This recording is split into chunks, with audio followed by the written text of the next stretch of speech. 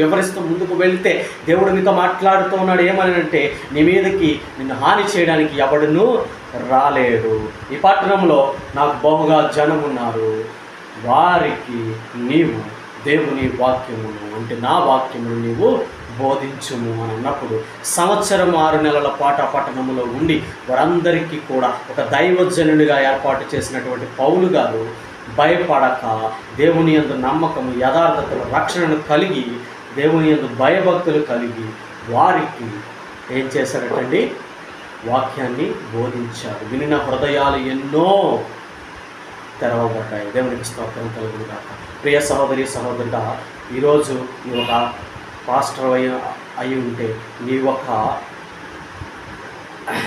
దేవుని వాగ్దానము నెరవేర్చుచు, దేవుని వాక్యాన్ని వివరించుచు, దేవుని పరిచర్య చేయాలని ఆశపడుతున్న బిడ్డవైతే జ్ఞాపకం చేసుకో. నువ్వు మౌనము